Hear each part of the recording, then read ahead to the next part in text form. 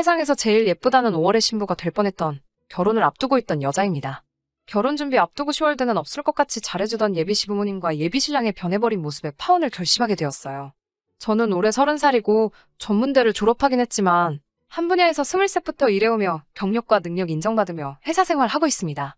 꼭 결혼 자금으로 써야겠다 하고 모아둔 돈은 아니지만 처음 일 시작하면서 열심히 모아오니 저금으로 8천 정도 가지고 있습니다. 그 정도 저금하면서도 집에 손 벌린 적 한 번도 없었고 오히려 제가 번 돈으로 부모님 용돈도 드리고 하고 있습니다. 지금은 아니지만 저와 결혼할 뻔했던 예비신랑. 이제는 예비신랑이 아니네요. 아무튼 그 사람은 저보다 2살이 많았고 나름 좋은 학교로 유명한 4년제 대학 나와서 중견기업에 취직해 일하고 있습니다.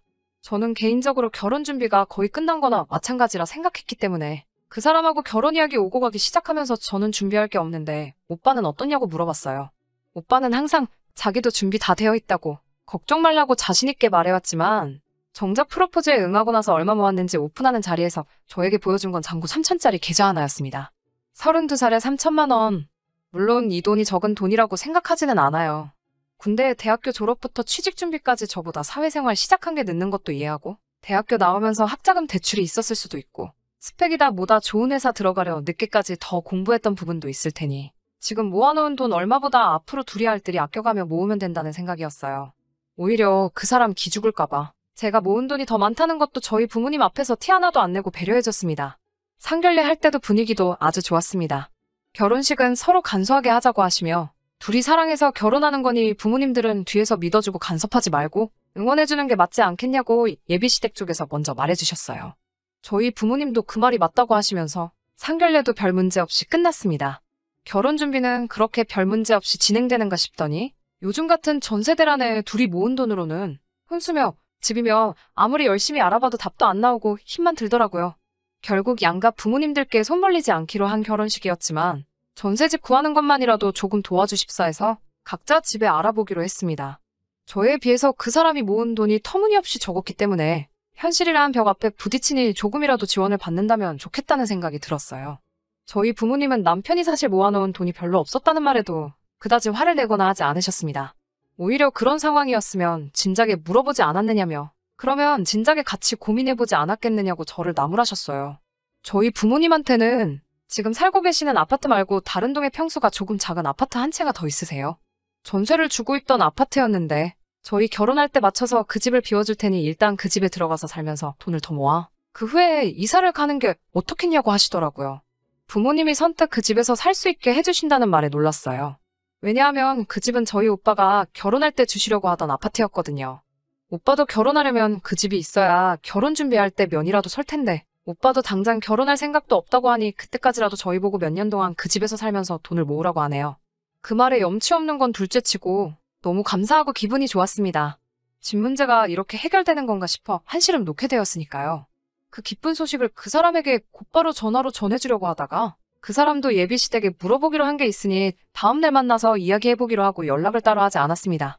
다음날 그 사람을 만나 물어봤어요. 오빠 쪽 부모님은 따로 무슨 말씀 없으셨냐고요. 그 사람은 조금 쭈뼛대면서 왜 이제 와서 그러냐는 말을 들었다며 시댁 쪽에서는 더 도와줄 수 없다는 대답을 들었다고 하네요. 제가 모은 돈도 더 많은 상황에 저희 부모님께서 집 문제까지 어느 정도 해결해 주신 상황인데 단돈 1,000만 원 정도라도 도와주실 걸 기대했어서 그런지 기분은 썩 좋지 않았습니다. 하지만 애초부터 손 안 벌리고 결혼하기로 이야기가 나온 상황이니 그저 상황이 여의치 않으신가 보다 하고 그냥 넘겼습니다. 그 사람한테 저희 부모님께서 지금 전세 주고 있는 아파트에서 살게 해주신다는 말을 했더니 그 사람도 이 입이 귀에 걸려서 아주 좋아하더라고요. 집 문제가 해결되고 다른 결혼 준비를 하게 되면서 언젠가부터 그 사람 입에서 저희가 살게 될 아파트 시세라든지 생략하기로 했던 예단이니 뭐니 그런 단어들이 나오기 시작했습니다. 무슨 소리 하는 거냐 되묻는 저희 말에 그냥 궁금해서 물어봤다는 식으로 말끝을 흐려서 별일 없을 줄 알았는데 그때 확실하게 이야기를 해둘 걸 그랬네요. 어느 날 저한테 예비시모로부터 전화가 한 통 걸려왔습니다. 전화기 너머 예비시모 목소리가 평소와는 조금 다른 차가운 느낌이 들었어요. 무슨 급한 일인지 퇴근하자마자 시댁으로 오라는 말에 찾아갔습니다. 그 사람 집에 저희 집과는 완전 반대 방향이어서 1시간이나 걸리는 거리를 지하철을 타고 갔어야 했어요. 시댁에 도착했는데 저를 반겨주시는 게 아니라 왠지 모르게 차가운 느낌으로 저를 대하시더라고요. 대뜸 저한테 앉아라 한마디에 저도 모르게 그냥 자리에 앉았습니다. 마실 것 하나 안 내주시고 저한테 하시는 말을 들으니 정말 어이가 없었어요. 대뜸 집을 사돈 쪽에서 해주신다지? 라고 물어보더라고요. 솔직히 집을 해주시는 건 아니었지만 오빠가 결혼할 때까지 그 집에서 저희가 살게 된 거였으니 맞다고, 네라고 대답했어요.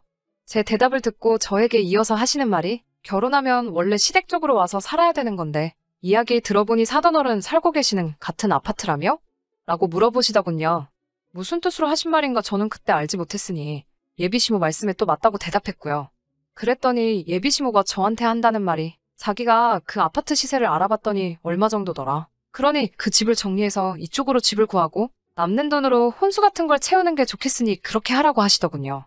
쓰다 보니 예비시모라고 쓰기도 싫으네요.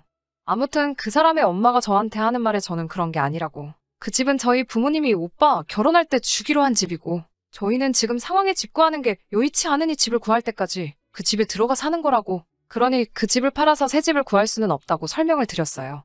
그러면 집을 주는 것도 아니네? 라고 하시면서 아주 부모가 딸을 끼고 살려고 별수를 다 쓴다고 하시네요. 집을 해결해주신 저희 부모님께 고마워해도 모자랄 판에 지금 우리 아들을 대릴 사위로 데려가려는 거냐 하는 말도 안 되는 소리를 듣고 있자니 열이 받아서 그 자리에서 그 사람 엄마가 하는 소리 더 듣고 싶지 않아 그냥 자리를 박차고 일어나 아무 말도 하지 않고 밖으로 나왔습니다. 제 뒤에다 대고 어른이 말하는데 저 싸가지 좀 보라면서 고래고래 소리를 지르는데 솔직히 너무 열받아서 뭐라고 했는지 귀에 다 들어오지도 않았어요. 집에 오자마자 부모님께 나 결혼 안 할 거라고 말을 했더니 그래? 그럼 하지 마. 라고 대답하시며 이유도 물어보지 않으시고 별일도 아닌 것처럼 알겠다고 하시는 반응에 조금 의아했어요. 방에 들어가서 침대에 누워 씩씩대고 있으니 그 사람한테 전화가 오더군요. 어떻게 된 거냐고 묻는 말에 어떻게 되긴 어떻게 된 거겠냐고 전 궁금하면 너네 엄마한테 물어보라고 소리를 질렀더니 제가 생각했던 그게 아니고 저희 부모님이 우리한테 집을 주기로 하신 거 아니었냐고 왜 이제 와서 말을 바꾸는 거냐면서 그 집이 저희 게 아니었다는 사실에 자기한테 거짓말을 한 거냐고 어쩌고 저쩌고 별 쓸데없는 말을 하더라고요. 여태까지 제가 이딴 놈하고 결혼 생각을 했다는 사실에 화가 나서 다음날에 플래너한테 전화해서 전부 다 취소하라고 난리법석을 떨었어요. 나중에 엄마가 하시는 말씀이 그 사람네 엄마가 저를 불러서 그 헛소리를 짓거린 그날 저희 엄마와 통화를 했다고 하네요. 이런저런 이야기 나누시다가 그 집에 대한 이야기가 나왔고 집 시세를 물어보시고 나서 전화를 끊으려고 하는 찰나에 예단 목록을 보내드릴 테니 확인을 하라고 했다네요. 상견례할 때 간소하게 하기로 해서 그 사람이랑 저랑 낄 커플링 하나 말고는 딴 거 아무것도 안 하기로 했는데 말이죠. 아무튼 엄마도 간소히 하기로 했다는 말을 기억하셔서 그냥 옷이나 한 벌씩 해달라 하실 건가 싶어서 그 사람네 엄마가 보내준 예단 목록을 확인해봤는데 글쎄 거기에 적힌 건 별 5개짜리 돌침대랑 요즘 새로 나온 김치냉장고, 시댁 친척들한테 돌릴 이불 세트랑 명품백이 적혀 있었다네요. 다른 건 둘째 치더라도 명품백은 조금 의문이 들더라고요. 결혼 전에 연애하면서 그 사람 엄마를 몇 번이나 만나본 자리에서도 명품백 같은 건 가져나온 적 한 번도 없었고 관심도 없어 보였는데 정확하게 브랜드랑 모델 이름에 색상까지 적혀있는 꼬라지를 보니 그 사람한테 결혼한 누나가 한 명 있다는 게 문득 생각이 나더군요. 결혼 준비하면서 한 번 만나본 게 전부인데 그 명품백이 누구한테 갈 건지는 안 봐도 뻔한 생각이 들었어요. 엄마는 그 상황에서 이 사실을 저한테 말하면 제가 결혼 안 하겠다 소리할 것 같아서 아무 말도 안 하고 계셨던 거고 그날 그 사람 엄마 만나고 제가 결혼 안 한다고 한 날에 그 집에서 집 이야기가 아니라 엄마가 받은 예단 목록 이야기를 듣고 제가 결혼 안 한다고 한 건 줄 알았다고 하시네요. 그래서 엄마랑 이 말 저 말 나누던 끝에 그 사람 쪽에서 집을 팔아서 시댁 근처에 신혼집을 구하란 말을 했다고 했더니 엄마도 그 집 사람들 아주 상종 못할 사람들이라면서 그럴 일은 절대 없을 거라고 딱 잘라 말하셨어요. 청첩장 돌리기 전에 파혼하게 돼서 그거 하나만큼은 정말 다행이라고 생각하는데 아무리 생각해봐도 도무지 분이 풀리지가 않네요. 어떻게 한 방 먹여줄 방법이 없을까요? 후기입니다. 사연 보내드리고 바로 며칠 뒤에 그 사람한테 미안하다고 한 번만 만나자고 연락이 왔어요. 2번 다시 상종할 생각 없었는데 자꾸 얼굴 보고 이야기하자는 말에 무슨 소리 하려는가 한번 드러나 보려고 약속을 잡았어요. 혹시 모를 상황을 대비해서 저희 오빠한테 같이 가달라고 부탁을 했어요. 약속한 장소에 나가니 카페 통유리 너머로 그 사람하고 누군가 한 명이 더 있는 게 보이더라고요.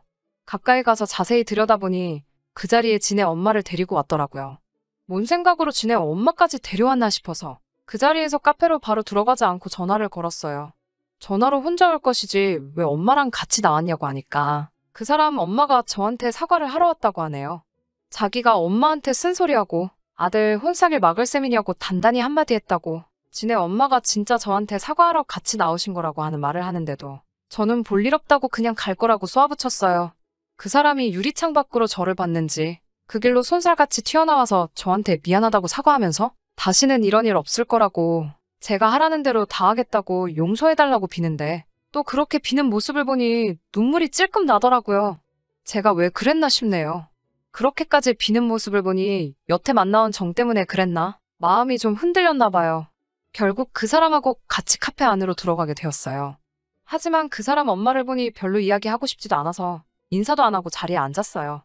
예비 시모가 그 사람 보고 자리 좀 비켜달라고 하는데 그 사람이 싫다고 그냥 자기 있는 데서 말하라 하는데도 너 있으면 사과 안 할 거라고 막무가내로 우기더군요.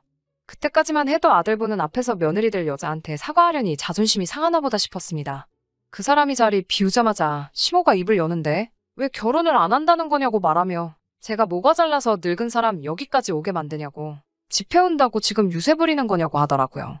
집 때문에 우리 아들 그 집에서 당할 대우 생각해보면 제가 집 같은 거 해올 필요 없으니 시댁집 들어와서 살고 시모가 저희 엄마한테 보내준 예단에다가 시댁 혼수를 다 해오라고 하더라고요. 카페 들어오는 내내 그래도 어른인데 저한테 미안하다 사과해오면 어떻게 대답해야 하는가 생각해뒀던 멘트 하나 생각나지를 않고 불과 몇 분 전까지만 해도 남자친구 사과에 마음이 흔들렸던 제가 다 바보 같더라고요. 지금 뭔가 착각하신 모양인데 이 자리 제가 다시 잘해보겠다고 나온 것도 아니고 거지 같은 집구석하고 더 이상 얽히기 싫어서 확실히 하려고 나온 자리예요. 꼴의 아침 드라마는 챙겨봤는지 거지 같은 집구석이라는 말에 시모 얼굴이 벌개져서는 마시고 있던 커피를 저한테 던지더라고요. 저도 아끼는 옷에 커피까지 뒤집었으니 눈앞에 보이는 게 없어졌어요. 내 돈 주고 결혼해서 종으로 들어갈 일 있냐고. 좋은 대학 나오고 중견기업 다닌다고 아들이 무슨 장원급제라도 하신 줄 착각하시나 본데. 아줌마네 아들 정도 되는 사람 밖에 널리고 지천에 깔렸다고. 여자 쪽에서 이만큼 해주면 고맙다고 하고 아들 앞길 행복하기를 바라야지. 그 와중에도 그 집 거지 같은 가구며 가정까지 바꿔가면서 시댁 식모살이 시킬 생각을 하신다니? 염치가 없어도 너무 없는 거 아니냐고. 그 집구석에 앞으로 시집갈 여자 생각을 하면 가만히 있다가도 목이 막혀서 물도 안 넘어간다고. 너네끼리 앞으로도 잘 먹고 잘 살라고 하고 자리를 박차고 나왔어요.